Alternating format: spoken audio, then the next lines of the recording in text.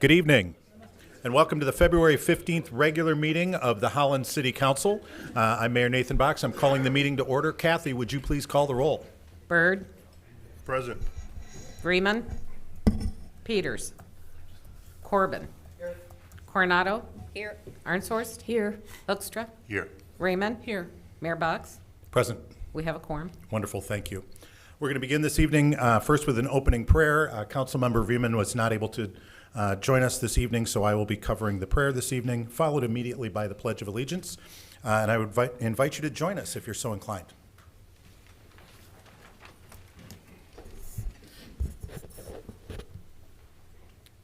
Please pray with me if you're so inclined.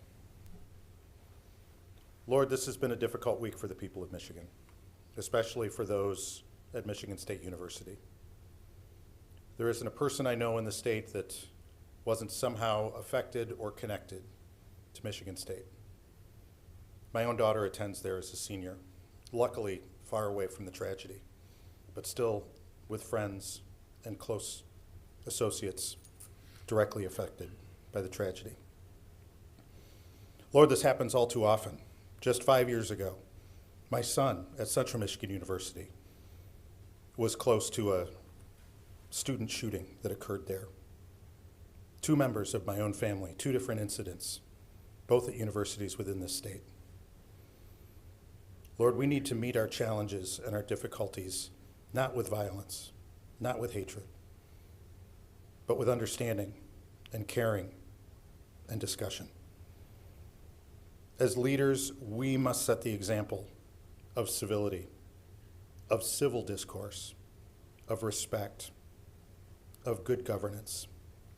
Lord, help us to lead. Help us to set that example.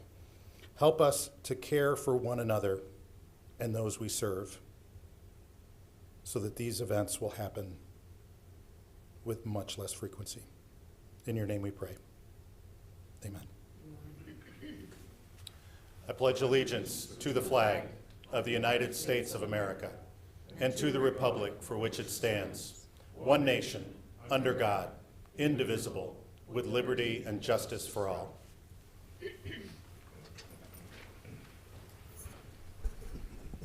Our next items are our consent agenda items. These are items that are considered to be fairly routine, and council has reviewed them as part of our council packet, and they will be enacted with one motion unless a member of the audience or a member of council asks to have an item removed from the consent agenda and placed in its regular order on the regular agenda. But before I ask that question, Kathy, would you please review the consent agenda for us? 4A, absence excused. 4B, approval of minutes, February 1, 2023 regular meeting, and February 8, 2023 study session. 4D, budget amendment to reflect adoption of GASB 62 regulatory accounting. 4E, Southwest Heights water main replacement phase 1.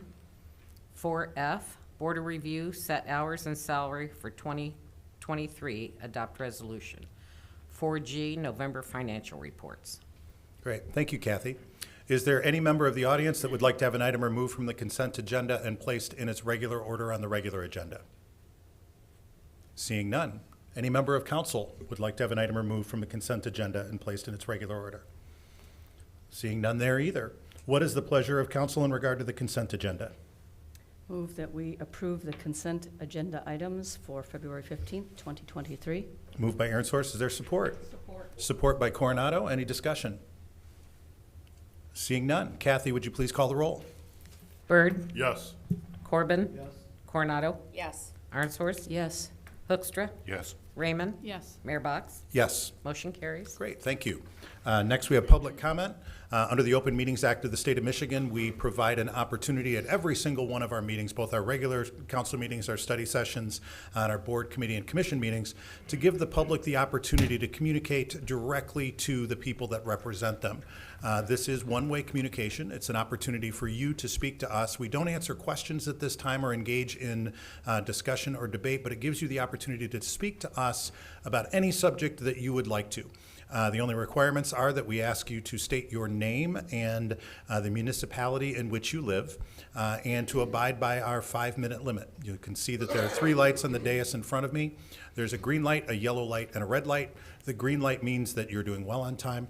The yellow light means you have 1 minute left, and the red light means that your time has expired. So with that, is there anyone here who would like to address council at this time? If so, please come forward and state your name and municipality for the record. Welcome, and because I happen to know that you're one of our HIAC students, I have a couple of other requirements that I told you about beforehand, but I'm just going to remind you. We'd love to know your name, the school that you attend, what you're doing with HIAC, which is the Holland Youth Advisory Council, and then also if you have any plans for the future, and then whatever else you would like to talk about. All right. Hi, my name is Eva San Pedro, and I am from Black River Public School, and I am on the Environmental Committee, and here is my public comment. All right, so today I'll be sharing some of the progress of our main project for the year called Skip the Straw Day, which is on February 24th. When evaluating Holland's environmental impact, most think big. Air pollution, landfills, I think you get the idea. However, even the smallest of items can have a large environmental impact. Plastic straws. In 2017 in Whitehall, Michigan, Skip the Straw Day was invented in order to bring awareness to plastic pollution and fight global warming. We found out about this day last year and attempted to raise awareness around Holland, though that proved to not work out. This year, however, we went all in. We orchestrated a plan to talk to almost all restaurant managers on 8th Street to see if they were interested in participating. We designed flyers and cards for all the tables, and Miss Joan even came up with pins for the servers to wear, which was a really nice idea. I even had the opportunity to talk to some of the managers who were interested and excited about this developing project. In the end, we were able to successfully secure almost every restaurant on 8th Street to participate in Skip the Straw Day. Therefore, council members, I stand here happily to inform you that Skip the Straw Day is up and coming for next week. And I encourage you to visit 8th Street on February 24th to experience it. Thank you. Wonderful. Thank you very much. Is there anyone else who would like to address council at this time? Seeing none, I will close the public comment period. Next item on our agenda, special order of the day, a public hearing for a PA 198 tax abatement for MG88 Holland Cold Storage LLC at 1870 Transport Lane. Mr. Van Beek. Yes, thank you, Mayor and Council.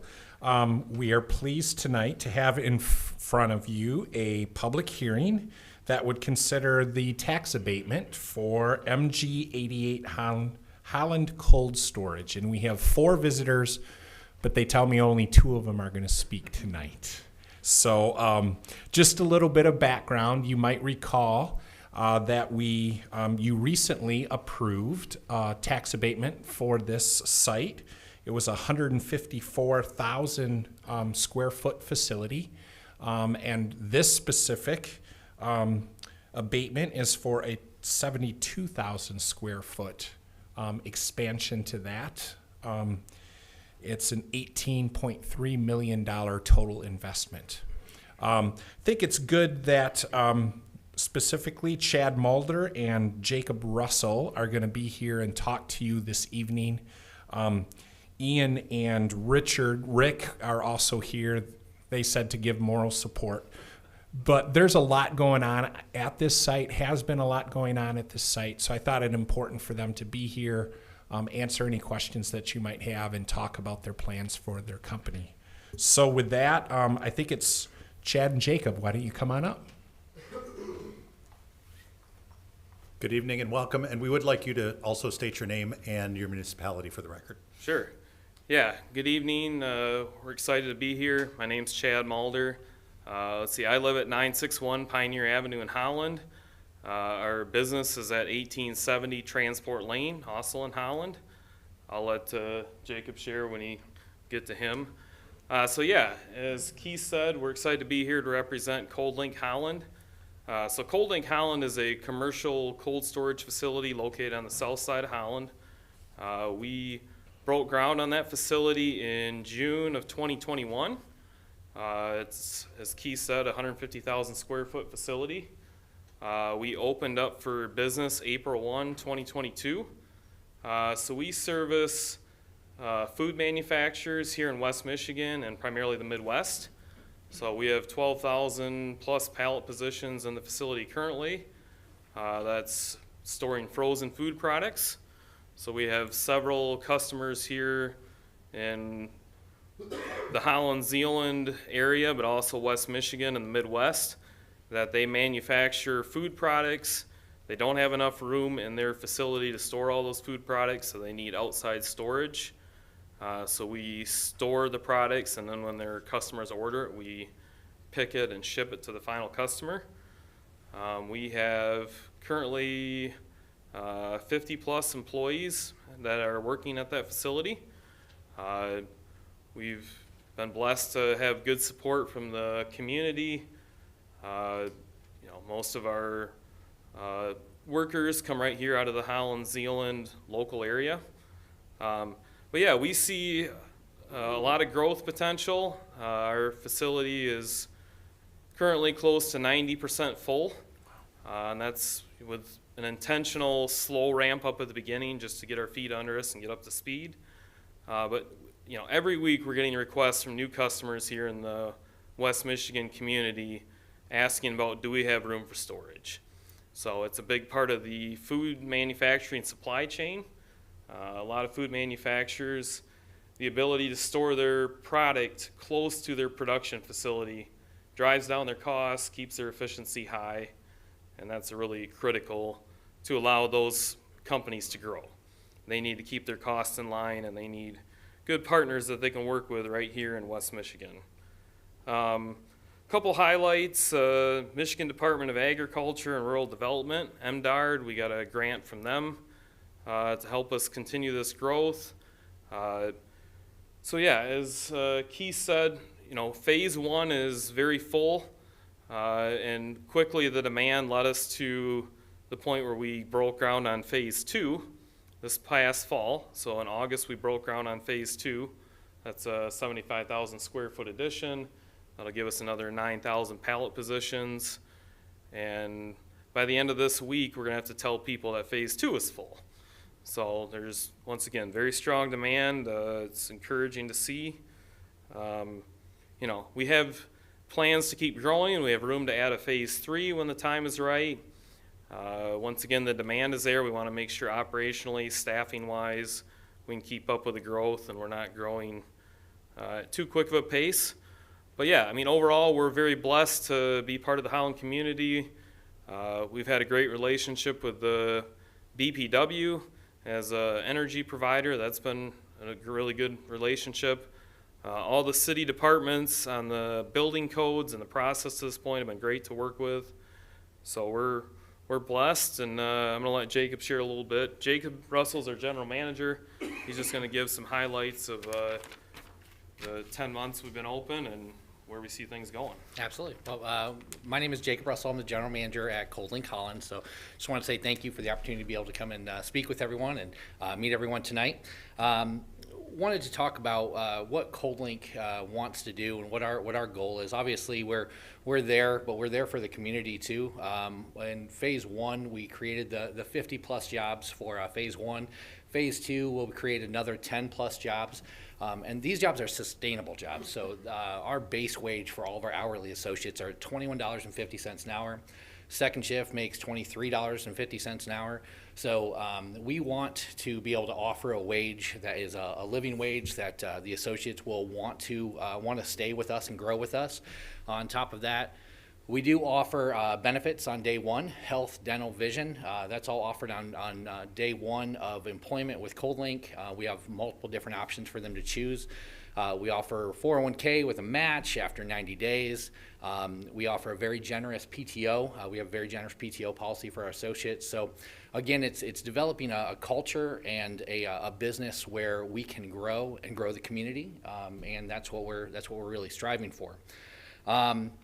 Some other things about us, we do see ourselves as an extension of the manufacturing process with all of our customers. So we have a couple bakeries that we work with where we are getting from 3 different bakeries in the area where we freeze their product and then we ship out nationally. So we're taking Michigan product, we're freezing it, and then they're being able to sell that throughout the United States. On top of that, we work with a lot of local fruit vendors, blueberries, cherries. We work with all community, those fruit vendors, and those come in ambient. We freeze them for them so that they can stay in the facility, and then when they sell, we ship it out for them. But we work with those companies we just don't bring it in and freeze it. What we do is we try to do whatever we possibly can to help them out.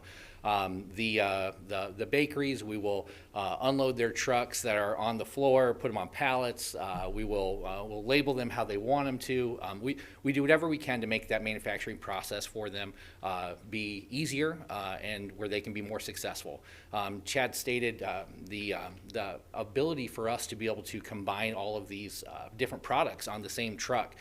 We have a Walmart consolidation program where we take a lot of smaller companies and we combine them in our facility. We pick all of their product together so that these companies don't have to send one truck to a Walmart distribution center. We can send one truck that has 8 or 9 different companies combined, so it saves on transportation costs for all these companies, which, you know, for the smaller companies, it's a huge transportation cost savings there. So very proud to be able to say we can do that.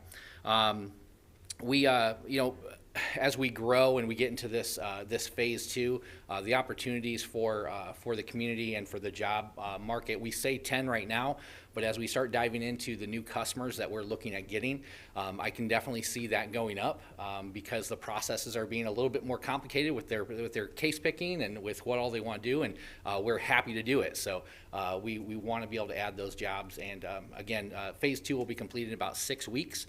As of right now, we will. Within about 2 weeks, we will have phase 2 full, and that's like Chad said, that was another 9,000 pallet spaces. So we're excited to have the business here, and we're excited to be in the community. So thank you. Great. Thank you. Any questions from council members? Quincy? Did I read in the paper that unless is it a different mold or a different Sure. cold storage, that there's some reorganization going on? Yeah, so a little bit quick overview. So Cold Link Holland's a joint partnership with the Mulder family here in Holland and the Mandich family out of Miami, Florida. So the Mulder family here in Holland also owns several other businesses in the area. One of them being AMST Trucking, which is a 50-year company. I'm 3rd generation in our family business. So AMST was started here in Holland 50 years ago with my grandfather, dad, and 2 uncles. So AMST was a 50-year company. At the end of November, we made a strategic business decision to shut down our asset-based fleet, which is AMST was our own company trucks, company drivers, company equipment, and we switched that activity over to our brokerage division. So brokerage meaning we hire other trucking companies in the area to haul the products that our customers need shipped. Now that's not an easy decision. That wasn't something we took lightly. 50 years being in that business, that's a big change. But several factors went into that, just the business climate. Transportation's been changing a lot over the last 5 to 10 years in a lot of different areas. So we made that decision not lightly, but that was a decision we made that definitely resulted in our family business, not Cold Link, but the other side downsizing. But here's the takeaway I think that's important to remember from that change that I've explained to our family, and that, you know, brings me quite a bit of comfort in making that change, because that was not an easy change to make. Number one, every employee that we let go on that downsizing found work within a matter of a few weeks. So their jobs are in high demand. Those jobs did not leave the community. We didn't have one unemployment claim out of that process. You know, these were long-term employees that we worked with for many years, and we helped through that transition to find their next correct opportunity. So those jobs did not leave the community. Those employees still are in the area. They're still into good situations. Their skills are in very high demand. It just wasn't the right fit for our organization to keep continuing on with that business unit within our company. And then the other thing is we still are servicing 95% of our customer base, even with that transition. So we're still servicing the customer base, just with a different model and a different program. Thank you. Yeah, Yeah. so your tough decision Yeah, oh, increased very, your very stability. tough decision for our actually. family. You know, a lot of long-term employees that we had close relationships with, not something that we took lightly or without a lot of thought and planning. Thank you. Well, it looks like you're in good shape now. Quincy? Yes, I got a couple of questions. I guess, do you know the percentage of out-of-state customers you have? I guess the percentage of Michigan customers, actually. Yeah, sure, for Cold Link, Yeah. I mean, I would say we're 75, 80% Michigan, probably 20% out of state. Wow, that's pretty good. So you guys haven't even really tapped the out-of-state market at all? No, I mean, part of it's location. The closer the food production facility is to the cold storage, the more efficient it is, the less their cost is, you know. So plans to tap that market eventually? The out of The state, out-of-state? Yeah, I mean, honestly, we have got enough draw from Michigan that even when we go into phase two, like I said, we're getting full within 2 weeks on phase two, and we haven't even put a pallet in the building yet. We just have commitments already. But as we, you know, even if we think about a further expansion, we've got enough here in Michigan where we'd be able to supply to our local community. Oh, that's pretty wild, that's crazy, but good, Yes, really good. absolutely. So you spoke about not hitting stage 3 too fast, right? Don't want to grow too fast. Here we are. I don't remember exactly when you guys started this whole process, but it wasn't very long ago. So listening to what you said about growth, did you reach stage 2 before you had anticipated? No, I don't think so. You know, over the last year, we've learned quite a bit. Being a really a startup facility, ground up, you know, we learned a lot, and we were really able to develop a core group of associates. And you know, we're still learning.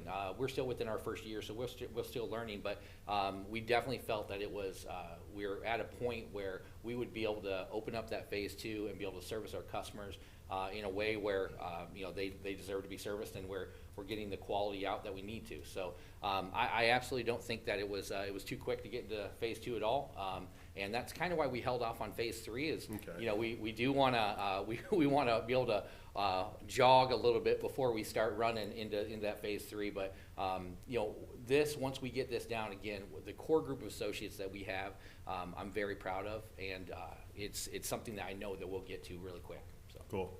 That's exciting.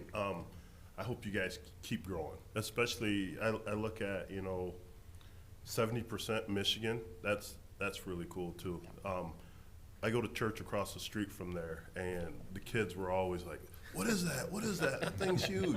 So it was pretty cool watching it go up, and then seeing you guys back already is pretty encouraging for our community. So thanks and good luck. Thank you. yeah, appreciate it. Any other questions from council members? Dave and then Belinda. Belinda, why don't you go first, then Dave? Thank you, Jake and Chad. So you said phase 2. It sounds like you already have 10 employees lined up, and it sounds like you said the rate of pay is $21.50 and up. What are the qualifications? High school, college, entry level coming in? If someone We're were- entry level, so Entry level? we do training, we do equipment training, we do food safety certifications. So we are, you know, as long as anyone wants to come in, fill out an application, and they've got drive to wanna you know to work hard and enjoy their job, then we're willing to bring somebody on for sure. So. Well, I think great. It's that you have the culture to value your employees. I like the benefits right from day one, and the 401k and the PTO is a high incentive because people have lives and family, and you know, especially in today's you know, ever busy for everyone, things happen in life. So thank you for that, creating that culture that really taking care of your employees. So did any of your employees from the company you had before, Chad, did they transition to cold? Did you have Yeah, a some- good percentage? yeah, a few of them did, yep. Okay, awesome. Yep. Well, congratulations on Phase 2, and we look forward to you guys' continued growth and success. And thank you for choosing Holland and staying within, making Holland a attractive place to live and work. So thank you. Thank you. Thank you. Dave? Yeah, I just want to piggyback on Belinda's comments. You sort of answered the question that we traditionally ask applicants about wages and so forth, and want to congratulate you for continuing the trend of being a provider of a livable wage for your employees. I got to think that, that attention or that part of your business plan, at least in some way, contributes to your success. So I just want to, again, affirm and congratulate you in having that mindset. So wish you the best. Thank you. Appreciate it. Any other questions from council members? Great. Thank you very much, gentlemen. Appreciate it. Thank you. Appreciate it, guys. This does call for a public hearing, so at this time I will open the public hearing. Is there any member of the public who would like to address council in regard to this particular item? If so, please come forward. Seeing none, I will close the public hearing. What is the pleasure of council in regard to this item? Support item 7, special order of the day. 7A, PA 198 tax abatement for MG 88 Holland Cold Storage LLC, 1870 Transport Lane. Moved by Corbin. Is there support? Support by Byrd. Any discussion from council members? I also want to thank you, gentlemen. I was there at the groundbreaking, and when I was trying to think of when it was, I thought that must have been June of 2020, but no, it was June of 2021. And I remember seeing the big board that you had that showed the possibility of expansion at the time, and you said, "Oh, we're not really sure we're going to be headed that direction." And I did not anticipate it was going to be this quick that you were going to do that. Congratulations on that, and again, to echo what the other council members have said, thank you for being a great employer to the community.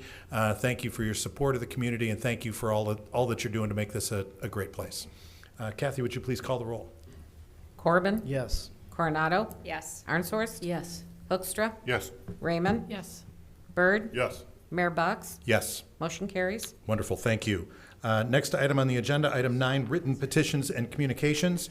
In addition to providing the public the opportunity to speak to us directly during our council meetings, we do also provide the opportunity for people to send us emails, and that's at publiccomment@cityofholland.com. That's publiccomment@cityofholland.com. And what we do is we collect those in the interim between our regular meetings, and then we accept them into the record at our regular meeting. We don't read them out loud, but council does have the opportunity to review them prior to the meetings.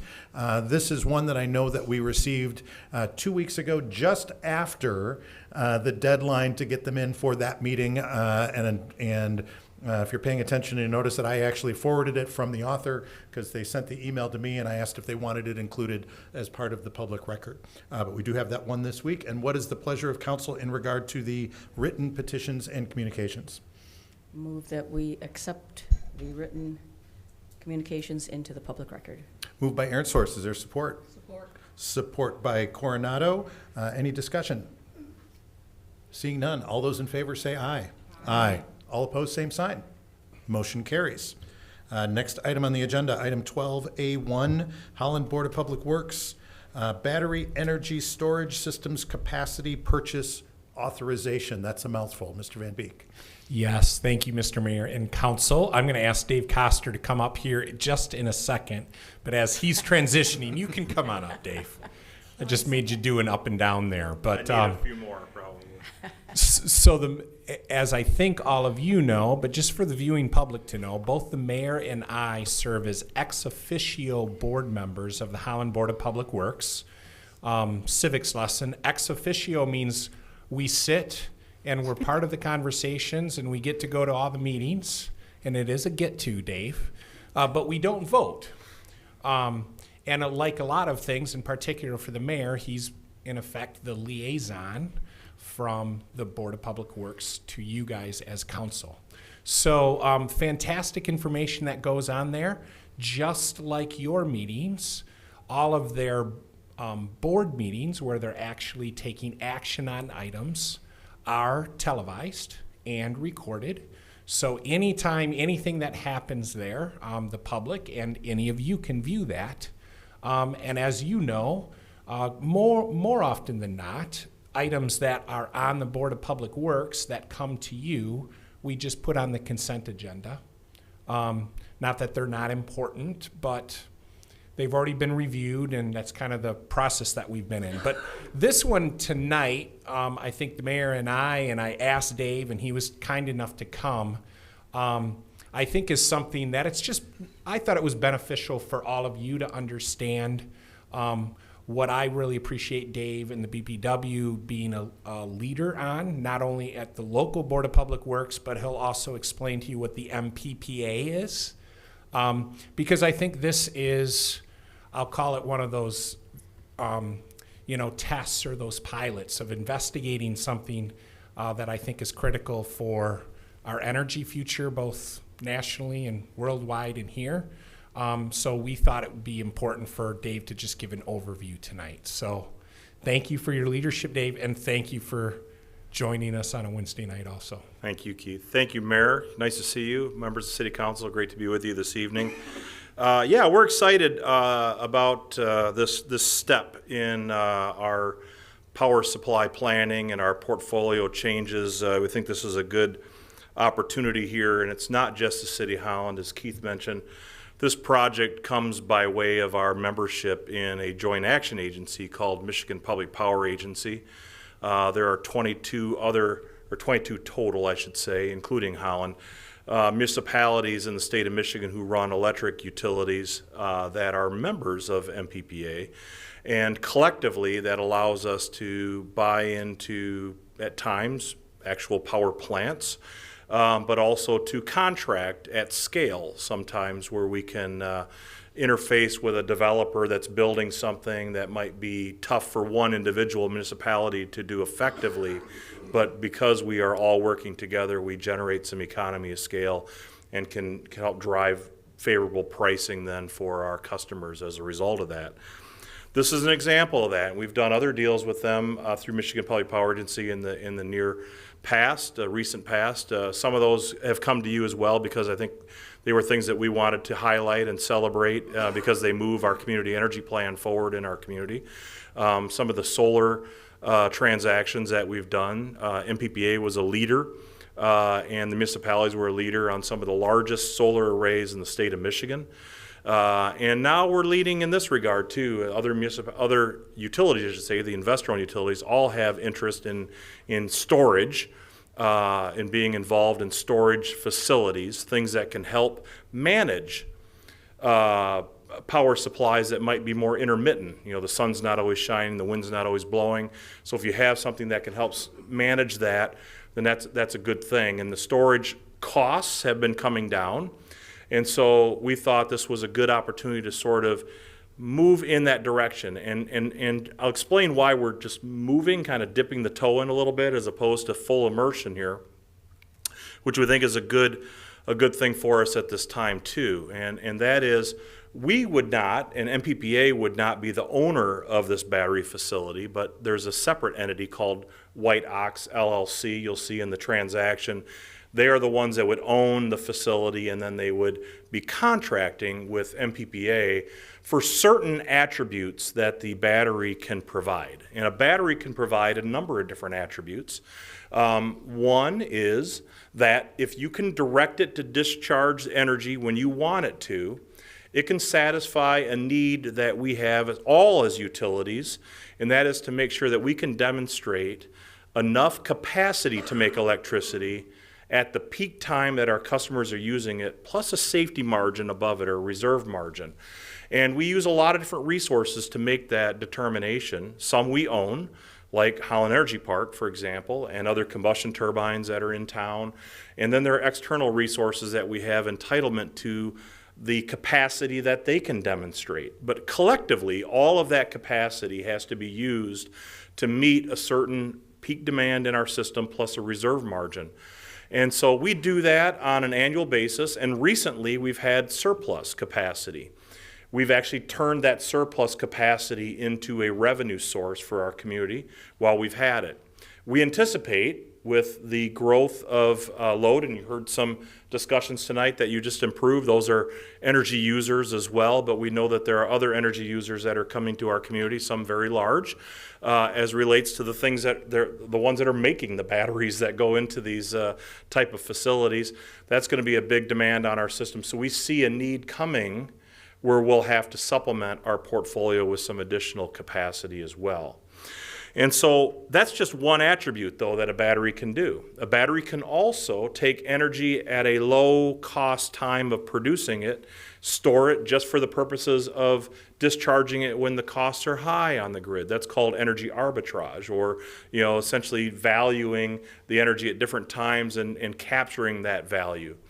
There can be other ancillary benefits that the grid can receive from a battery, because the grid has to have assets that are constantly making power just as people need the demand for it, and sometimes the regulation of that, a battery can help with regulation of that as well.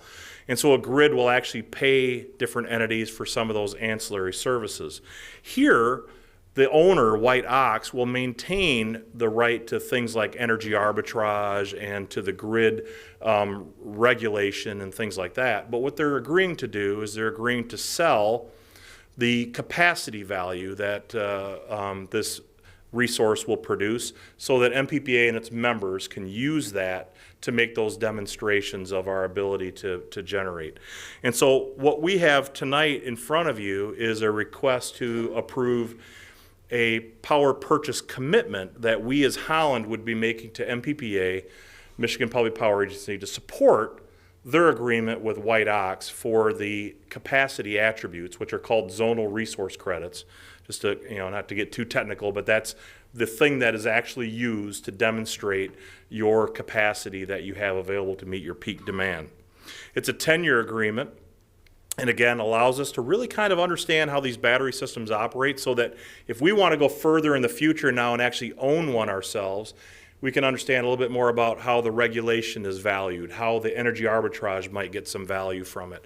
And so it's a good first step. We also don't have any of the operational risks associated with it, or the construction risks. What's in here is a per zonal resource credit value, and we're only going to pay for whatever it gets actually delivered to the grid and actually demonstrated. And so if that falls short, we pay less. If it meets it, well, then we'll pay what's anticipated there. But again, we're not taking the risk then on the operation or on the development side of it, which is another good step in the process of learning to understand to be able to then move into the next step. And so what we're bringing to you tonight, and then I'll answer any questions you have. I think I've covered enough of it maybe to get to Q&A if you have any, is a request just to approve, again, the power purchase commitment authorization, which I would sign off on then as the general manager to Michigan Public Power Agency under what is called the Energy Services Project at MPPA. And with that, I'll answer any questions that you have. Any questions from council members? Nikki? Yes, I do appreciate this being discussed here. This is very interesting. I do appreciate how you, I've seen you have a history of looking into the future, kind of, anticipating this. So this is what this is doing. Where to start? So since there's no coal plant now, is this kind of what the peaker did before? I mean, that was your... That's exactly what it does. It is essentially a resource that is providing a capacity that you really aren't, we're not going to get any of the energy from it. The energy will be maintained by White Ox, but it demonstrates a capacity, and that is very similar to what a peaker, like a combustion turbine would do. And it helps us meet sort of that peak demand at those times when it's most needed, yes. And will you, I guess, so these are batteries. What's a battery? I mean, I thought you might ask that question. And so I asked the question as well. And what I understand is in Washtenaw County, there will be a parcel that's there. There's 14 acres under control. I think there's probably setbacks and other things that are there. I don't think the whole 14 acres is needed. But the battery, we're talking about the ability to create 25 megawatts of electricity over a 4-hour period. So when you talk about a battery, There's both how much it can create at one time as an instantaneous flow, and then for how long, right? Because eventually you'll run out of the battery. And so what the entity that we have to demonstrate the capacity to requires is that the battery is able to perform for a full 4 hours. That's how they actually determine the accreditation of capacity it's going to get. And so it's a 100 megawatt total, but 25 megawatts over 4 hours. So if you think of 25 times 4, that's how you get the 100 megawatts. So about a 14-acre parcel, and it's going to be some sort of facility, but they're going to be batteries very similar to the lithium-ion batteries that are being produced here in town. But instead of being packaged in a way that would fit into an automotive solution, it's going to be packaged in a way that actually fits into a container that ultimately will have smart controls on it that allow them to say, I want to discharge now, or I want to receive the charge now. So they can regulate how the battery actually performs in the grid.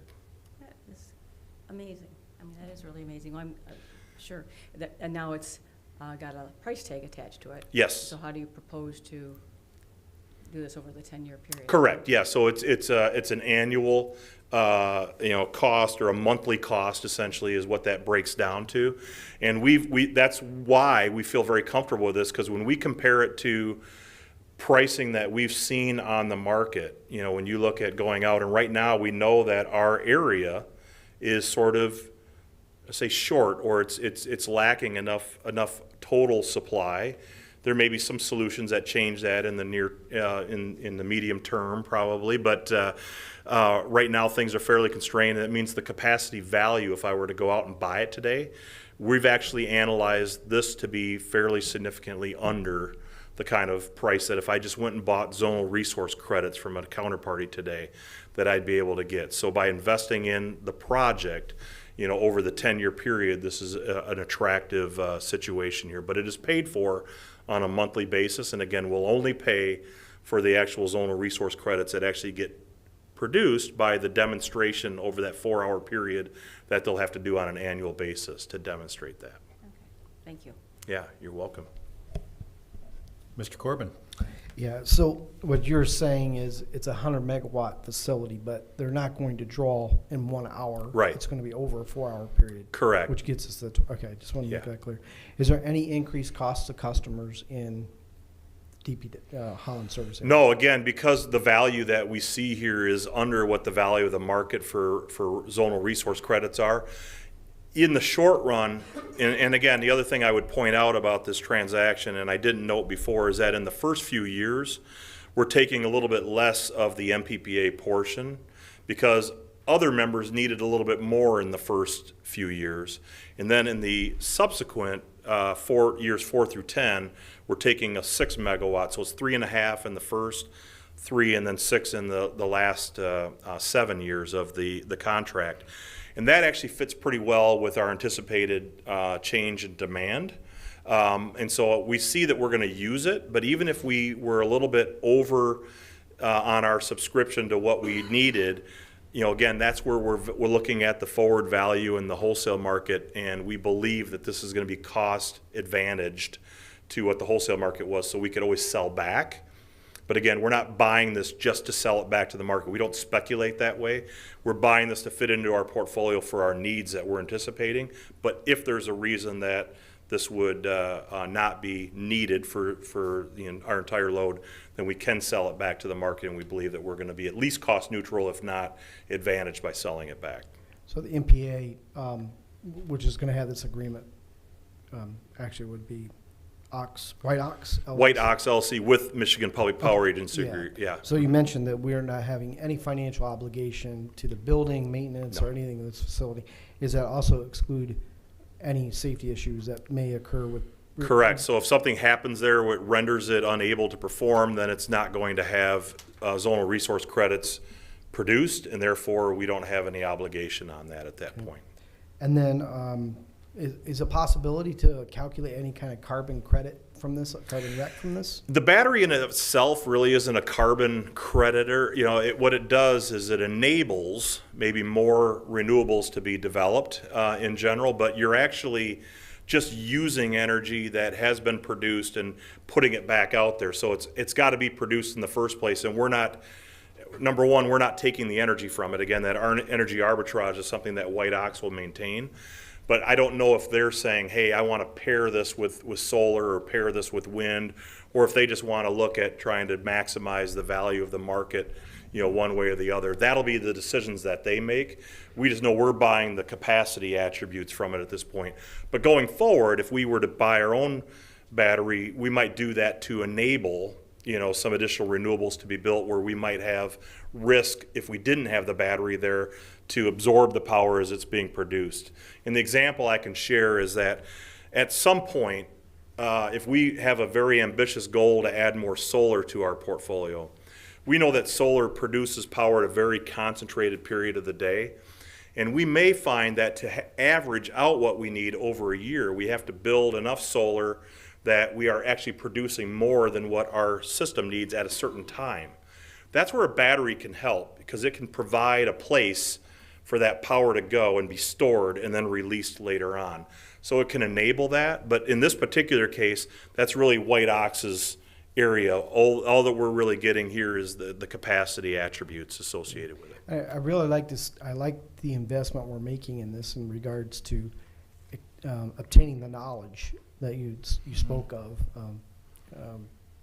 To some degree, that we're going to obtain some knowledge to help develop or roll out our own portfolio of future energy sources. So I think it's a wonderful opportunity for us to be able to buy into that and have access to that information.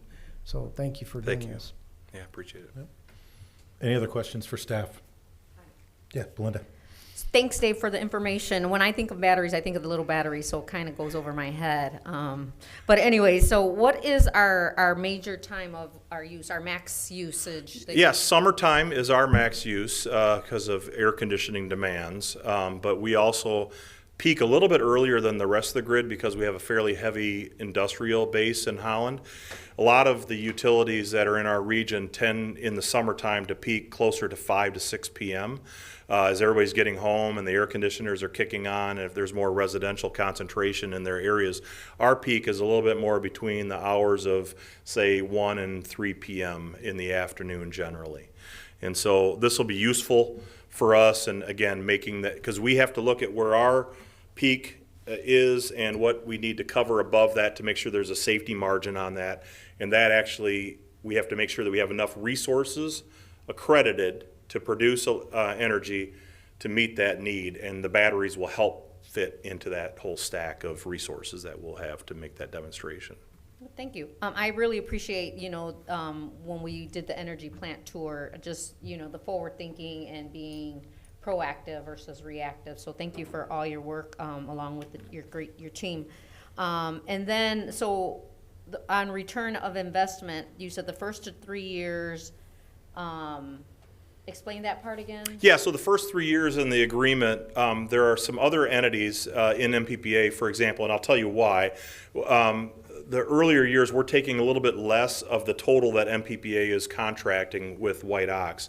And the reason that we're taking less in the first few years is because there's some other entities in MPPA that find themselves short on what their capacity needs are because there was kind of up in the air whether the Campbell facility, the coal plant in Port Sheldon, was going to shut down or not.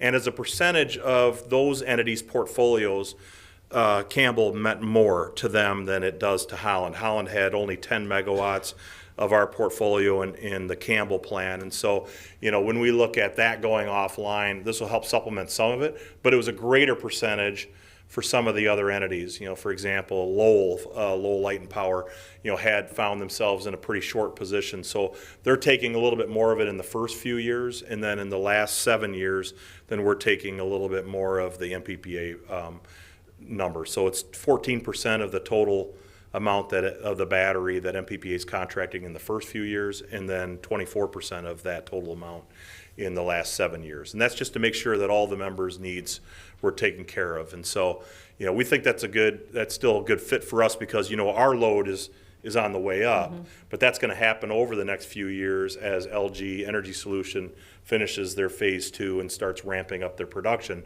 So where Lowell had a need in the short run, we kind of had a need in the later run, so it all worked out really well for us. So it's a beneficial co-op for other municipalities. Oh, yeah, absolutely. So Yeah. definitely, Mhm. I appreciate the, goodwill and fostering, helping one another out, Yeah. to meet the need. And then one more, let's see. The word arbitrage, what exactly does that mean? Sorry, It sounds like yeah. a Star So Wars. arbitrage something. just means that you're sort of taking advantage of a value over here and moving it into a market that might be a higher value.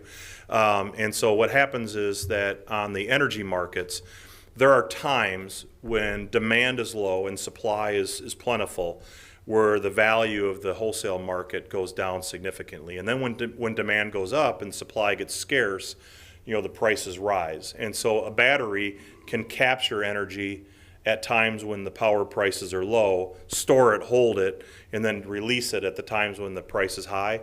That's arbitrage. You're basically taking a low-cost source of energy and you're turning it into a higher price later on. Yeah, so buy low, sell high sort of Wouldn't thing. that be great for gas prices right now? Yeah, So, right.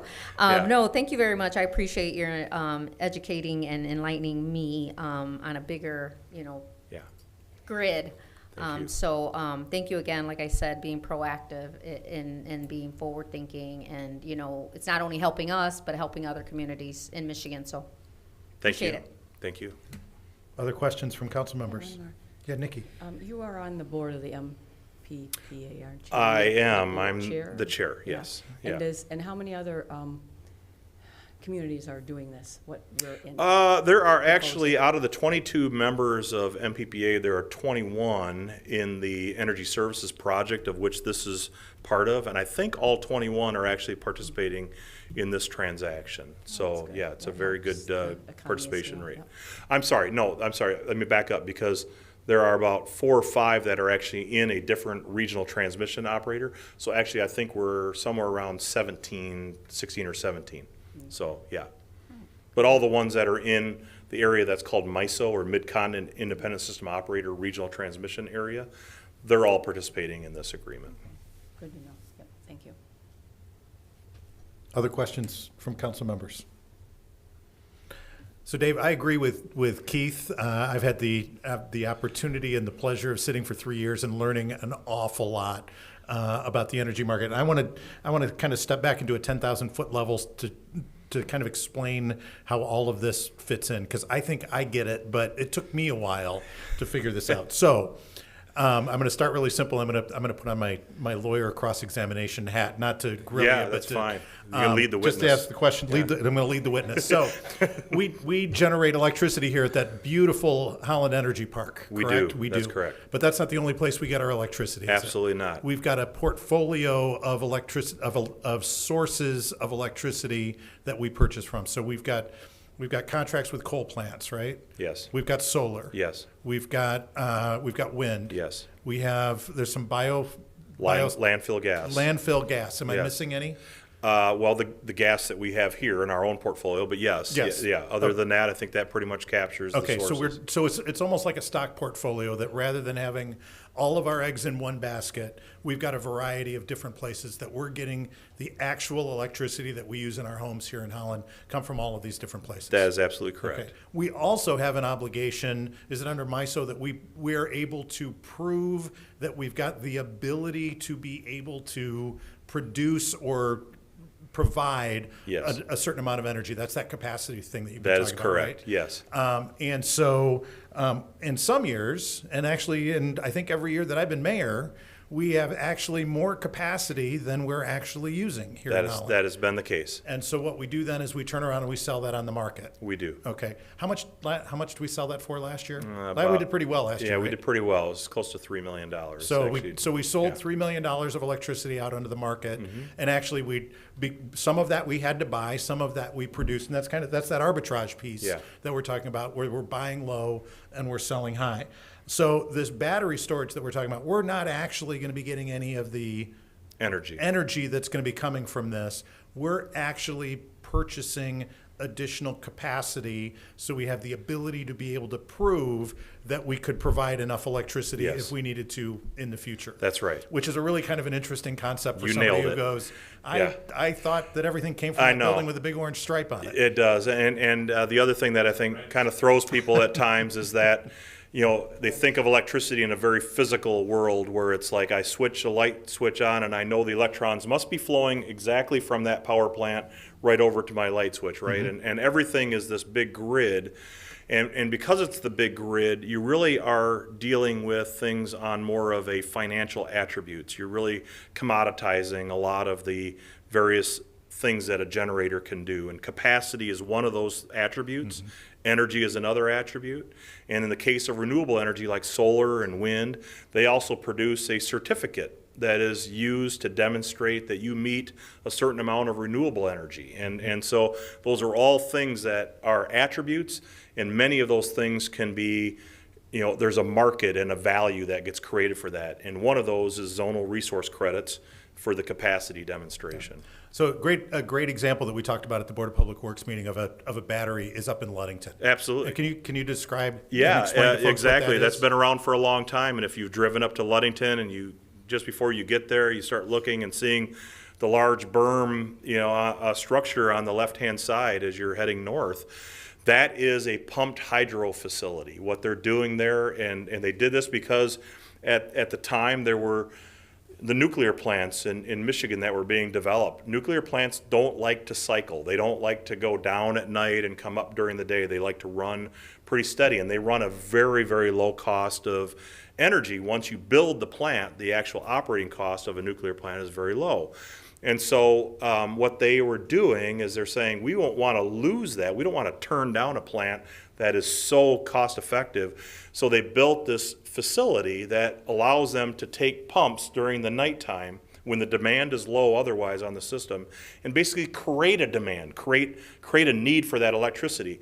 And they're using that electricity then to pump water up elevation inside of those berms. And then what happens during the day when the available power plants kind of are all maxed out and they need a little bit more, they can turn around, and the price is higher at that time too on the grid. They could turn around and let that water back out through those same pumps that now become turbines essentially, and will generate electricity rather than use electricity to make that happen. So that is exactly a battery. It's a water battery, and these are different kind of batteries, but there's also compressed air that can be a battery, and thermal batteries where you heat up something and then release the heat, you know, later on. So there's lots of ways of storing and releasing energy. This is one of them that and there hopefully will be many others, because I think we'll need to have more of those type of storage devices to incorporate resources that we can't predict when they're going to operate, you know, like a sun source solar array or a wind turbine that requires the wind to be blowing. And so, you know, these are really important features of grid operation going forward. And so, yes, but Ludington is exactly that. And did you mention Ludington, they're actually looking at flipping that, or have already Well, I flipped think that? the issue I talked about, right, is that solar is our interest long term. Detroit Edison and Consumers Energy have very big interests in solar production as well. We're talking about thousands of megawatts of solar array going in the state of Michigan. And, you know, that ultimately starts saying, instead of the supply being plentiful at night and demand low, now the supply might be plentiful during the day and outpace the demand. And if that happens, you don't want to be pumping up Ludington during the nighttime anymore. You suddenly now are going to say, well, I'm going to use the excess from the solar array, and I'm going to start pumping it up during the daytime. And so these batteries, the nice thing about them is that they're very flexible in terms of when you decide to charge them and when you decide to discharge them. And they can provide that either way depending upon the situation. But I do see a day where the switch of the resources that we have in the mix starts driving the reverse situation that we had, you know, for decades now, where the demand was significantly lower than supply at night, and now it might be the opposite, where the sun's not there during the nighttime, so the supply is low and the demand is higher, you're going to need something during the nighttime to discharge, and this could be a battery at that time. Yeah, so and as you said, we're dipping our toe into this to be able to get that capacity so that we make sure that we meet our requirements to be able to prove that we've got enough capacity, but also that idea of, hey, this gives us an opportunity to learn how this works. Yeah. And when the best times to turn it on, turn it off, to Yeah. charge it up or to discharge it will work so that if we decide to go further with this Yes. in the future, we've got that knowledge. Correct. I mean, the value stream, we can predict pretty well what the capacity value stream looks like, but the energy arbitrage, the regulation support for the grid,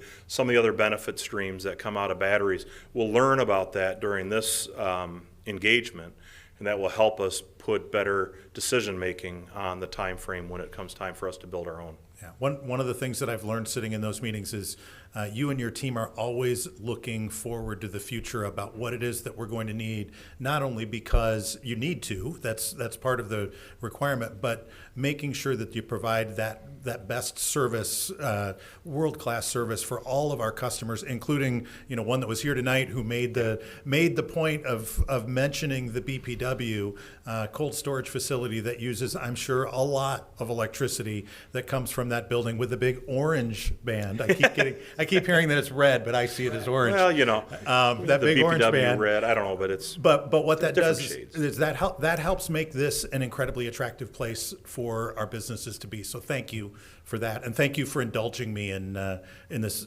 bit of additional 10,000-foot explanation. No, I Dave. appreciate it very much. I always wonder if I'm getting through well, and I think if you could turn it around for me on that, that's very helpful as well. So thank you. Yeah. And any other questions, comments from council members? Yeah, I'd like to, but it's not really related to our topic, so I'll have to catch you later. Okay, All sounds right. good. Great. Thank you, Dave. Thank Appreciate it. What is the pleasure of council in regard to this item?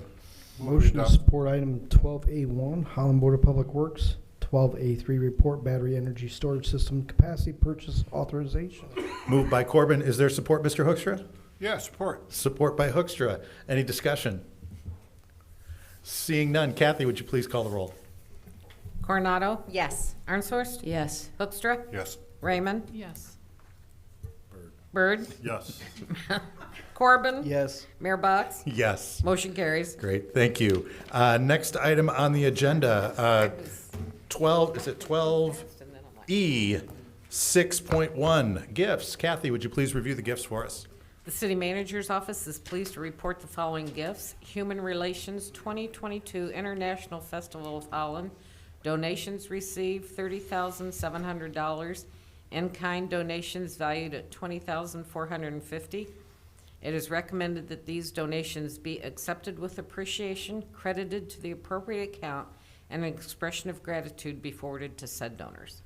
What is the pleasure of council in regard to the gifts? Move to approve said gifts with a token of our appreciation. Moved by Coronado, is there support? Support. Support by Raymond. Any discussion? All those in favor say aye. Aye. All opposed, same sign. Motion carries. Next item on the agenda, 12E 6.2, approval of bids for the construction of the new fire station at Waverly Road and 32nd Street. Mr. Van Beek. Yes, thank you, Mr. Mayor. So all of you know that Mr. Van Dyken, straight across from me here, we have one of those relationships where we like to give each other a hard time. We believe in working hard and doing good work, but we also believe in having fun doing it, which means sometimes we give each other a hard time. But I am setting that aside this evening because this is absolutely one of those instances where the city is very lucky to have someone with Matt's expertise. When you have these big construction projects like he's about to describe to you, it's not just, hey, go take care of that and I hope you do a good job with it. It really takes some specialized expertise and some organization and a lot of times some tenacity to really, work through those. And it's not because of any of the partners that he's about to describe to us or anything, but these are really big, complicated, involved projects. So I'm very pleased that Matt is with us. You all know that we have had and we have a lot more of these projects on the horizon. So Matt's spending a lot of time with these types of projects. But I wanted to just very publicly say that before I kick it off to Matt, where he can explain where we're at, the partners that we have, and I think really good news that he's going to share with you about the bids that we received. So, Matt, thank you. Thanks, Keith. Good evening, everyone. Now that Keith has put that much pressure on me to do this presentation tonight, we will talk about a couple things just over the next few minutes, kind of how we got here, the features of the station, some images and some renderings of what we're intending to build based on your action this evening, obviously costs, and then some next steps. So the steps that got us to today, I look back actually at the last few budgets going back to I think about 2015, and fire stations have been identified in those for several years. So to accomplish that, you approved a architectural engineering contract with our integrated architecture and BRW in January. That same meeting, you approved a construction management contract with GDK Construction to get this thing going, right? So that team, the architects, the construction manager, City Public Safety staff, our office went to work to fully assess the needs that were going to be here now and are going to be in the future, and then keeping an eye on the growth of the city. We know that especially in that Waverly corridor there's growth, but really Holland's kind of lucky we've got growth all over the place. So it's good to see, and we need to be mindful of that as we move this forward. I will just say that Keith gave me a lot of accolades at the beginning of his diatribe speech on this one. But really it is partners like GDK Construction, it's partners like Integrated Architecture, it's partners like BRW Architects that have built 380 or 350 fire stations really all across the country that allows this to be, to move forward. And then really especially, and most important, is the public safety staff. Captain Tinney and the chief are in the back of the room. Wolfus and DeVissa are not here, but the input from the people that use the stations and live in the stations has been invaluable to that team to actually get, I think, to the good product, or great product that we're really recommending this evening. So to get here, City Council, you approved the issuance of a bond in the amount of $18 million in September of '22 for the new Waverly Road Station storage facility that was spec'd to be 50 by 100 feet, and the complete renovation of the Collin Park Station based on some construction estimates. So the key features of the station, we'll talk about Waverly and we'll talk about Collin Parks a little bit further down the road, but it creates hot and cold zones. We've talked about this before. The firefighters can go out to a fire, fight the fire, put it out, make sure everybody's safe, and when they come back, they can actually remove their turnout gear, remove their clothes, take a shower, wash their turnout gear, and keep everything that may be contaminated outside of the area that they're gonna go then sleep and live in for the remainder of their shift. We'll look at some renderings, but there's airlocks that separate those, so that's very important. The dorm rooms in the Waverly Station, there'll be 18 of them. They're individual rooms, so each firefighter, man, woman, moving into the future, they have some dignity and some privacy to sleep at night, and included with that are single toilet and shower rooms. We've got a training center. Right now there's 56 chairs that'll be ordered for that training center. It'll have a capacity of just a little bit higher than that. We'll also have a training tower, and then modern kitchens, a workout facility, conference room, and day rooms for the personnel that will be there. The kitchens now are your kitchen from 1971, right? So they could use a little upgrade. We will be recommending, and GDK has recommended to the city, they're recommending to you, we're recommending to you, is with the way that the bids come back, that we actually add the bid alternate for the extra 30 feet on the storage building to make that a 50 by 130 foot storage building. So a big storage building, and I'm confident we can fill it up. The station will have a modern station alerting system. There's a lot of different features of that. Right now, the calls just come in and basically wake everybody up. Individual rooms will be able to have individual tones, so that if you're not going out on a call, perhaps you're not woken up by that call, which is really interesting. And then lots of different imagery and things to get information to folks as they get to the truck to go respond to the call. So they get information from the time they're dispatched all the way to the time they're actually going out on the truck, and then they've got the information on the truck too. And then the station will have 5 full truck bays. So a big station, going from 2 to 5. I actually went past Holland Township's station on Riley, and I believe that's 4. So this will be a 5-bay station. It's not why we're doing it. We're addressing needs now and in the future. So just some renderings of the facility, and we'll get to the kind of the prettier ones here in just a little bit. But this is the front. You can see the dorm room across the back. Go to the next slide. And then this one, you can see kind of the front facing onto Waverly Road. So most of the building will face Waverly. The storage barn is to the back. This is the rendering of the storage facility at 50 feet by 100 feet. So we'll actually add another 30 feet to this. This is the site plan. You can see the footprint of the building. We'll blow up kind of the living quarters and offices in just a second. And you can see the north-south orientation of the storage facility in the back on the half to the right of the site plan. And then if you look at the little dotted line on the southern part of that building, that's the 30-foot extension that we'll be recommending to you to approve this evening.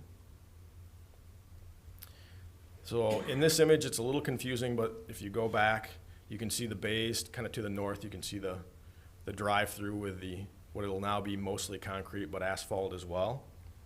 And this is then the kind of the living area. So if you look at the top, top of the image, you can see those decontamination rooms. You can see there's turnout gear storage, and then there's 2-door airlocks that move back into the facility.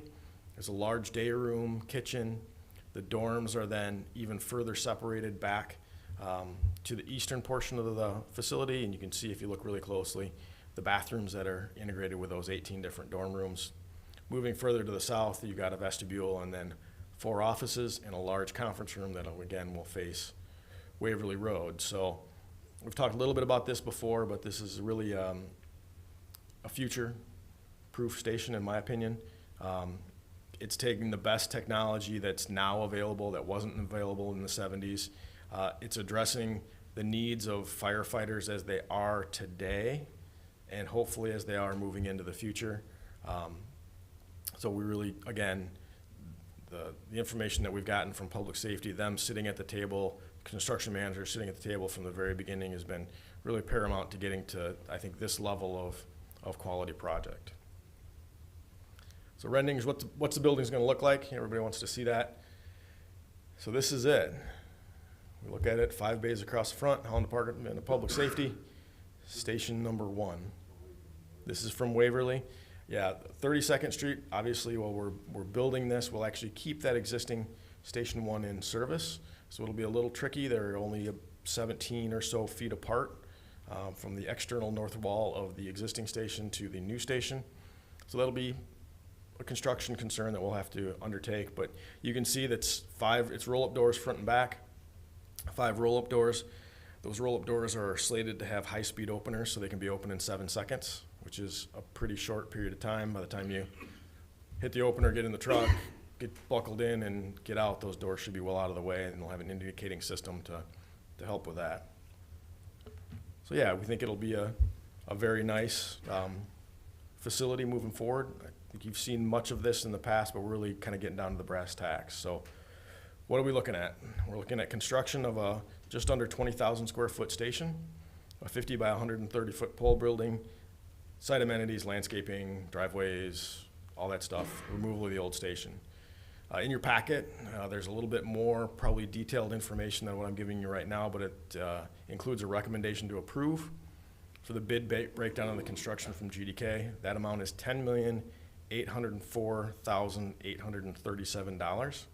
That including construction costs, allowances, general contingencies, and an 8% contingency on this project. So it's a greenfield, but we do think that we'll probably run into a few things. I don't know of any construction project that I've ever worked on that we didn't. So there is a contingency, just so you know, if that is our contingency. If we don't use all of it, that is retained by us, and we can put that in addition towards the Collin Park Drive Station. Architectural costs, FF&E, specialized equipment, technology, et cetera, that sits on kind of our side of the books is an additional $950,000. So the total recommended project cost for this, for the Waverly Road project, the building and storage building, is $11,754,837. That amount is roughly 3% under the estimated project cost for the Waverly Road project. As part of what we are requesting from you this evening is that you approve the city manager's office to approve change orders to this project up to $35,000. So this is something that happened on the Civic Center. And I will tell you that if we would have had to come back to you for council action on everything that cost over $25,000, we would still be under construction at the Civic Center. If that amount seems too high, we can work with 25, but I think that's a reasonable amount given the size of the project that we're looking at. So the recommendation that you have in your packet is to approve that recommendation to approve bid breakdown from GDK, which is this. Lots of detail, over 30 different categories for construction of the facility, and the amount listed in your recommendation, and then the total budget cost of $11,754,837. So, with your approval tonight, should you choose to approve this, because this is your action, GDK will issue contracts to all the subs. We'll begin work on site mid-April to early May. So things will actually start to happen out there very, very quickly. The construction team will kind of reconvene and we'll start to focus on Collin Park. During that time, work will continue on Waverly. Collin Park project will go out to bid. The team will bring back or recommend to approve action. GDK will recommend that to us, just as we've done today. Waverly will be completed in the summer of 2024. We'll begin renovation of Collin Park in summer to early fall of 2024 as well, and then Collin Park should be complete spring, summer of 2025, subject to change should anything arise that is out of our control.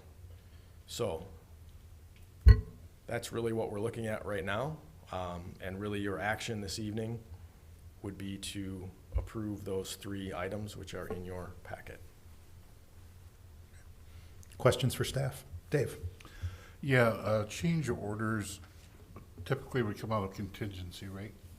Correct. So there will be, I'm sure there will be things that will cost slightly less that will make changes as we move through the project. We did that about 1,000 times in the Civic Center, and things that will cost slightly more. And there are things that we'll uncover along the way. But what this does is this doesn't allow us to add things outside of that $10,804,837 for the construction piece. That's all included. Okay, I was curious because if you were to run into something really extraordinary, like you discovered dinosaur bones or something, I mean, we're still looking at $250,000 between the bid costs and what was budgeted, right? Yeah, and that's not touching that 3% under the estimate. Mm-hmm. There's roughly I'm gonna get the number wrong, 784,000 in contingency. Don't quote me on that, but there's an 8% contingency on a $10 million project. So it's not a small amount, and I'm confident that given the site the way it is, with being a fairly clean greenfield, we've done our geotechnical work, we know basically what's in the ground, at least in 3-inch holes all around the site. We know what's there, right? So we think we can bring this project in. I'm extremely confident we can bring this project in with that contingency. Yeah, thank you. Other questions, comments from council? Nikki? So it's in our budget, and it looks great. I mean, of course, we need this. What is our finance person? You know, you have this relationship. Mm-hmm. She says, you know, she organizes the finances and you spend it. That's the Yeah. old saw there. How do we pay, like a monthly, I mean, this a lot of money. So that all gets laid out, and Keith can understand, but through that bond process, I've learned a lot. But that really, all the repayment schedule things get detailed out in that issuance of those bonds.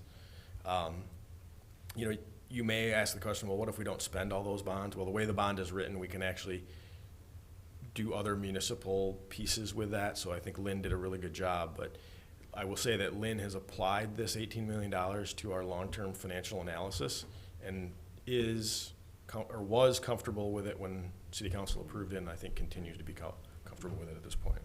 Yeah, Keith? Yeah, and in the most simple, you know, we plan that, like the process that we're talking about here, right? It's like we've been talking about it for years. We planned the finances for it. Now we're doing first stage. Matt talked about, then we're going to do Collin Park. And like this isn't going to be completed till 2025. So the money in the most simple terms, Nikki, is you already authorized and we already bonded for it, so we already have the money. So now we're just basically drawing down on that money to pay for it as we go. And the cost of, because you don't get money for free, the cost of that is already part of the analysis that we went through with you and is in the long-term financial forecast. So that's scheduled out also as we move out into the future. Thank you. Good question. Mr. Corbin? Yeah, so I'm going to ask more of an operational question. So I'm sure you guys have given consideration to some of these things, but I just wanted to kind of find out. So I didn't hear anything about a backup generator. Is that something that's included in this? I didn't see the detail. No, that actually absolutely is. That'll sit right behind the dorm, and that will run the entire facility. Okay. Also, there was a training tower or training site that was supposed to be, or was that going to be done on some separate kind of funding?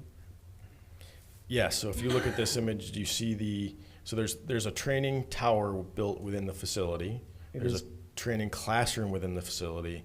And then if you look in the northeast corner, the upper right corner of this, there's a reserved area that could be a future burn building training facility. I guess I probably should. But that is not included in this construction. All right, and then the other one, so I know we have the primary EOC downtown. No reason to explain where it's at, but it is downtown, and with the congestion like during tulip time and other events that take, is there any consideration of having a backup EOC and the infrastructure to support that in that building? For anyone? So I will just say the facility will support it, but Matt, if you want to. I just want to make sure we're making sure that we have enough infrastructure to support something like that, if that's what. I think the infrastructure is there to Future support it. I don't know if that is not placed in this bid.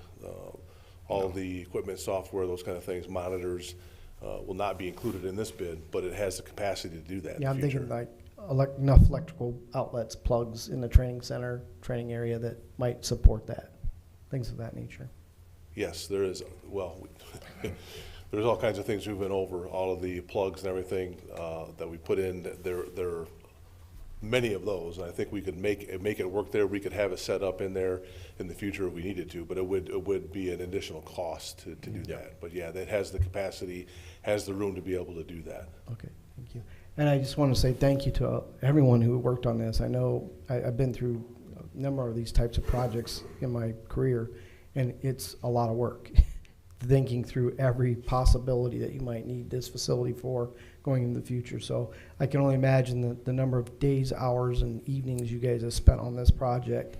And so thank you to everyone. I'm not going to say names because obviously there's so many people involved here, but thank you.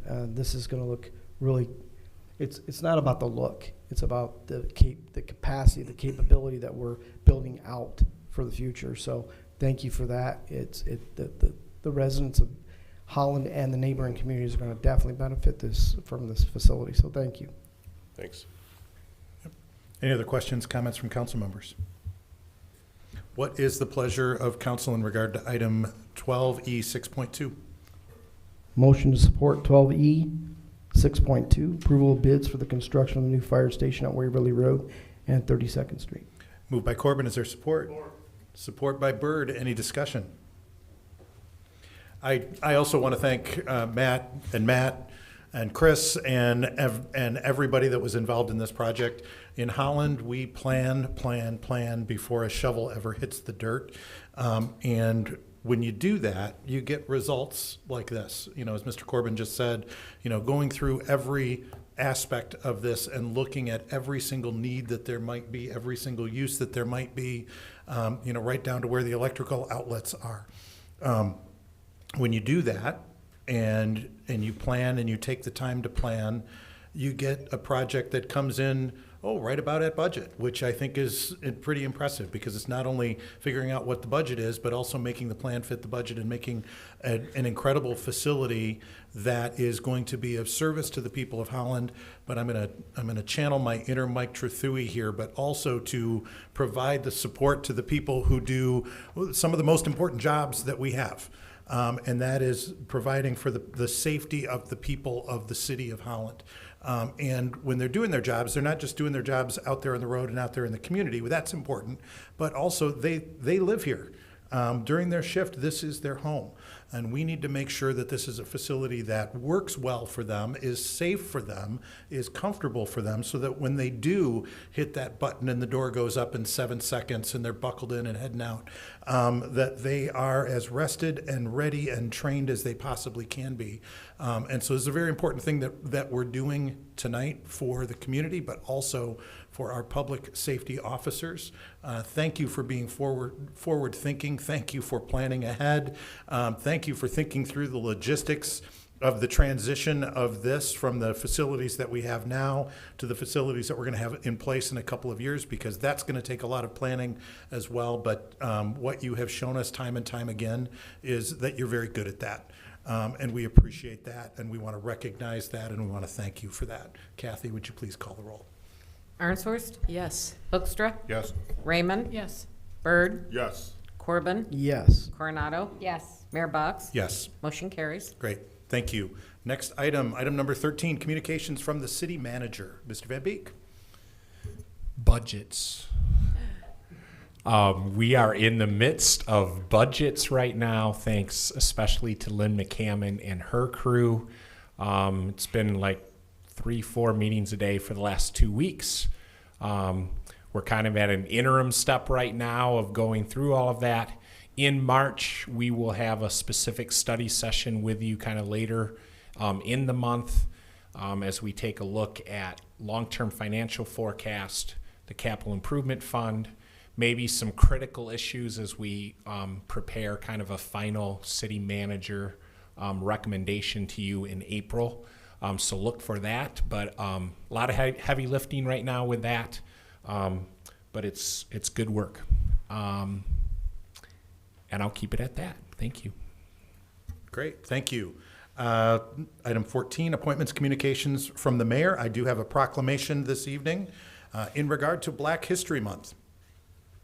Whereas Black History Month was established by the U.S. Congress in conjunction with the U.S. Bicentennial in 1976, and whereas during Black History Month, as a nation, we celebrate the achievements and contributions made by Black Americans to our economic, educational, cultural, spiritual, social, political, and scientific innovation. And whereas Black History Month is an opportunity to celebrate and honor this diversity and foster belonging and inclusion through focused learning about the history and legacy of Black Americans and the important contributions to the growth and prosperity of our city, state, and country. And whereas we honor the many local Black leaders, organizations, and educational institutions that have contributed to the progress of our community, in particular, I Am Academy, and their work to foster access and opportunity for young Black Americans, and the many other organizations in our community. And whereas we acknowledge this time to not only build greater understanding of the historical context of discrimination and marginalization often faced by Black Americans, but to build opportunities and channels for change. And whereas, as a city, we are committed to and aspire to be a channel of peace for the greater good of our city, county, state, and our great nation. Now, therefore, I, Nathan Box, by virtue of the authority vested in me as the mayor of the city of Holland, Michigan, and the members of the Holland City Council, do hereby proclaim and observe February 2023 as Black History Month, and encourage all residents to celebrate our diverse heritage and culture, participate in learning opportunities, and continue our efforts to make Holland an inclusive community for all. Given under my hand and the seal of the City of Holland, this 15th day of February 2023, Mayor Nathan Box. And Mr. Van Dyken, I believe you've got a couple of videos to share in relation to this. Thank you. My name is Heaven. I am a sophomore in 10th grade. I'm from Chicago. I moved here when I was 6 years old. I just joined this new group. It's called I Am Academy, and it's just like your goals and your achievements, and we have it every Wednesday, every month, but they brought it to the school for kids to involve and learn about it and get to know better about yourself and what you can do in life. So I think it's sweet that they brought that here. Right now, I'm on Student Senate, and I get to help kids and plan events for them, and like things that they want in our school, we make it happen. I think it's a pretty cool thing. Like, people voted for me. I ran for it and they voted for me, and I felt very special. And I chose to be on Student Senate because it would be diverse. I'm the only Black person on there, so my opinions do come different for including everybody in the school. I think it's just including people on things, like their point of view of how they see things. Like, we'll take that into consideration and just make it happen. I feel like Black History Month is everyone's coming together and just appreciating each other for a success that has came. If that would have never happened, we would have never known what would happen. I'm proud of myself because I've been through a lot. From my mom not having anything when we were in Chicago, to her bringing someone new into my life that I've never even met, for not having a father in my life, and just me becoming that person and absorbing all of that has happened to me. I think I've became a wonderful person that cares for others, that looks to succeed in things, and that tries no matter what.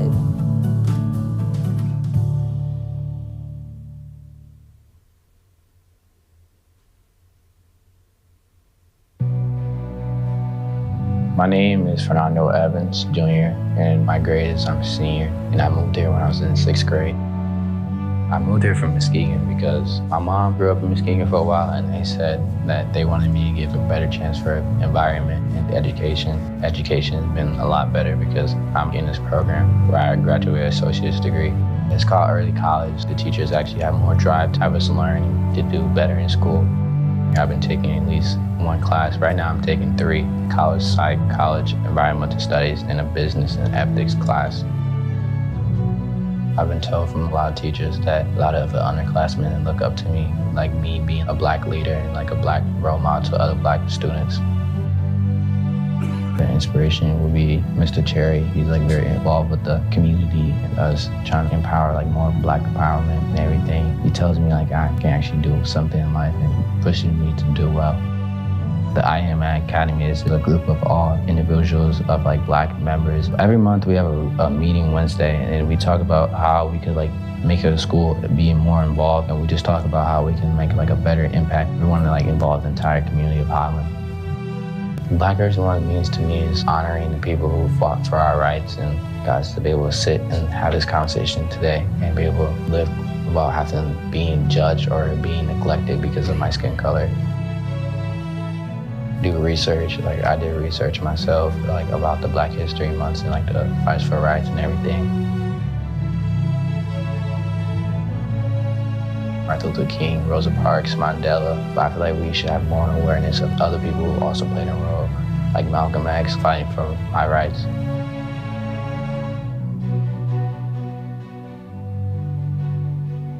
I'm very proud to be a Black person. I think there's adversity, so I have to come, but I'm also very beneficial because being a Black person is also a blessing because most Black people experience things and go through things, and we also can come together as one because of those experiences. My biggest inspiration is probably either my mom or my sister, because my mom, she always tried to strive to do the best for us and make sure we have everything we need in order to succeed. And then my sister, because after school she finished with her associate's degree and then went to college and got her pre-med. Live the life that you want to live. Don't listen to what other people tell you. I've been told multiple times that I might not be something, or I can't do this, or I can't do that, or you just won't be nothing. So I just never listened to them and just kept my head straight and focused on what I want to accomplish in life. So just tell them believe in what you accomplish and it will happen.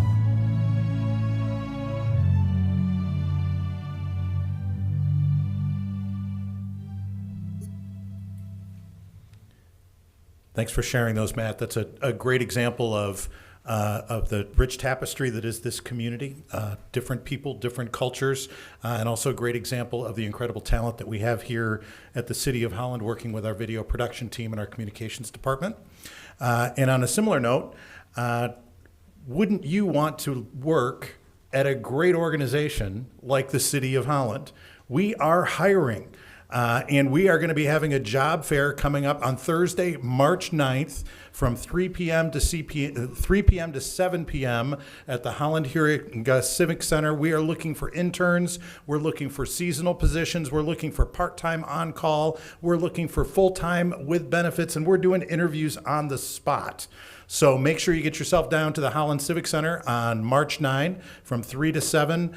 You can find a position that's right for you in Parks and Recreation, Public Safety, Communications, Transportation, our assessor's office, or Windmill Island Gardens. There's going to be a raffle and prizes, and of course, light refreshments will be available. So Thursday night, March 9, 2023, be a part of this incredible team at the City of Holland. And that's all I have this evening.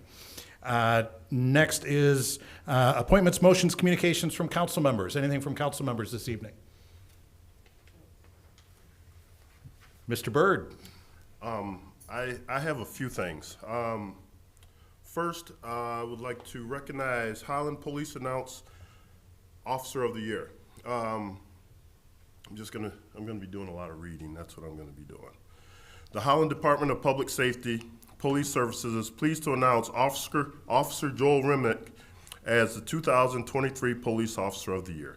Officer Remick was selected by the HDPS command staff as being nominated by his peers for this prestigious award. His nomination cited that he is a critical part of so many programs, as well as the fact that he is very dependable and a valued officer. He began his career with HDPS as police cadet in 2003. He started as a patrol officer in 2007 after completing the Grand Valley University Police Academy. Over the years, he has held a variety of positions, including being a field training officer and a member of the Department of Honor Guard. In 2012, he was selected as one of the department K-9 handlers and continues in that role today. He currently works daily with his K-9 partner, PSD Ruthie. Officer Remnick lives in the Holland area with his wife and 3 children. So congratulations to you. That's just one of the many outstanding officers that we have on our force.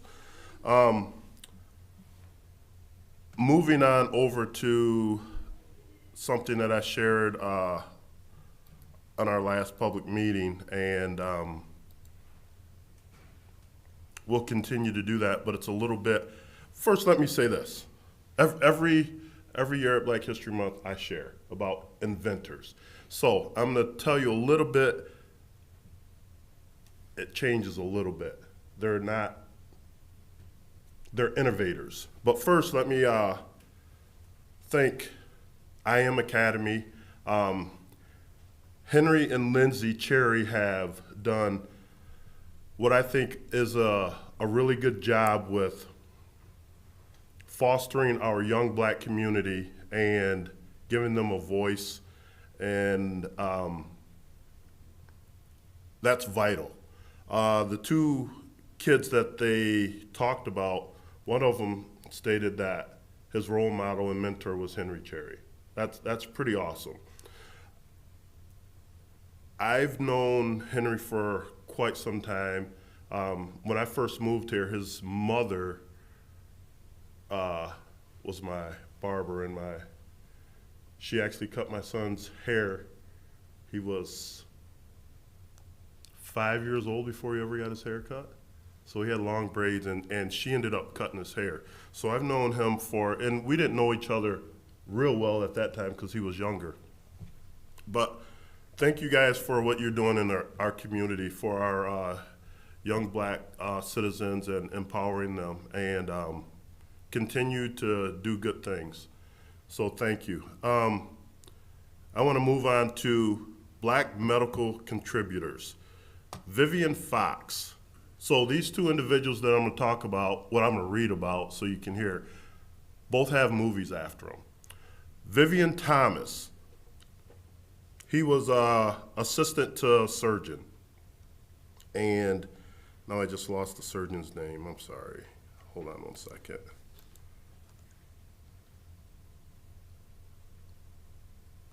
Lost his name. So the movie that he had made after him is Something the Lord Made, which is a very excellent movie. Both these movies I recommend. Vivian Thomas was born in Louisiana in 1910. His family later moved to Nashville, Tennessee, where he was educated in the public schools. In 1929, after working as an ordinary in the private infirmary to raise money for college, he enrolled as a pre-medical student in Tennessee Agricultural Industrial College. Bank crashed and wiped out his life savings, forcing him to drop out of school.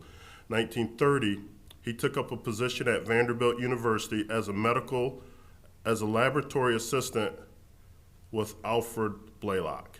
That's the doctor who I was trying to remember, and I messed it up. So, Albert Blaylock. Thomas' abilities as a surgical assistant and research associate were the highest quality, and when Blaylock moved to St. Johns Hopkins in 1941, he asked Thomas to accompany him. Thomas joined Blaylock's surgical team and helped to develop the procedure used in blue baby operations.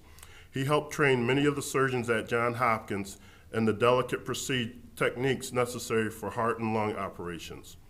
Thomas and Blaylock did groundbreaking research in the cause of hemorrhaging and traumatic shock. This work later evolved into research of the crush syndrome and saved lives of thousands of soldiers on the battlefield in World War II. In hundreds of experiments, the two disproved traditional theories that were held that shock was caused by toxins in the blood. Blaylock, a highly original scientific thinker and something of an iconoclast, had theorized that shock resulted from fluid loss outside of the vascular bed, and that the condition would be effectively treated by fluid replacements. In November 1944, the procedure was first tried on an 18-month-old infant named Elaine. The blue baby syndrome had made her lips and fingers turn blue, with the rest of her skin having a very faint blue tinge. She could only take a few steps before beginning to breathe heavy. Because no instruments for cardiac surgery then existed, Thomas adapted the needles and clamps for the procedure from those he used in the animal lab. During the surgery itself, at Blaylock's request, Thomas stood on top of a step stool at Blaylock's shoulders and coached him to step by step through the procedure. Thomas performed the operation hundreds of times on dogs, whereas Blaylock did so only once as Thomas's assistant. Thomas was a member of the medical school facility from 76 until 85 and presented with an honorary degree, honorary doctor of law by the Johns Hopkins University in 76. Today he is in operation rooms all over the world. There are great surgeons performing life-saving surgical procedures who received their training from Vivian Thomas. His achievements stand as testament of the power of research, discovery, and persistence to involve the health of generations to come. Legacy we honor with the naming of, this is something else. So this guy was an assistant. He was never able to be a doctor because he was black. And he had performed these procedures, like it said, on animals multiple times. And the actual doctor had only done it once. But because he was black, he was never permitted to actually do it. And now here we are all these years later where he has been a foundation for our medical industry. And I don't know this for sure, but I would guarantee that the next person that I'm going to talk about built off of the shoulders of him. Ben Carson, the movie that was done after him, after his life, was called Gifted Hands, which is another dynamic movie. And again, I don't know if you guys have seen it, but I would encourage you to watch it. Very good. Carson spent his early childhood in Detroit. His parents divorced when he was 8 years old, and thereafter he lived with his mother and brother, spending a brief period of time in Boston and later returning to Detroit. Although Carson showed potential as a student, he performed poorly in school until his mother challenged him and his brother with reading and writing assignments in addition to their regular schoolwork. Carson developed a newfound interest in learning and eventually earned a scholarship to Yale, receiving a bachelor's degree in psychology in '73. While at Yale, he met his wife. They married in '75, had 3 kids. Then he attended University of Michigan, go Blue, earning a medical degree in '77 and later at Johns Hopkins Medical School in Baltimore, Maryland. Can't miss opportunity. My daughter's calling me. Sorry. Carson became director of pediatric neurosurgery at Johns Hopkins. He was one of the youngest doctors in the United States to ever earn such a title. He later held a professorship in plastic surgery, oncology, and pediatrics at Johns Hopkins. In his successful separation of occupational craniopagus twins that are joined at the back of the head in 1987. He used a radical approach in which the twins' body temperatures were lowered to the point of circulatory arrest, and it lasted 22 hours and involved 70-member surgical team. The success of the procedure and the reconstructive techniques employed gained Carson world renown as a pediatric neurosurgeon. In '97, in a 28-hour-long operation, he led a team of South African and Zambian surgeons in a separation of conjoined twins, which they are conjoined at the vertical cranial patch, they're joined at the top of the head. And so he led that surgery. Carson also known for having performed the first successful rescue of a hydrocephalic twin using an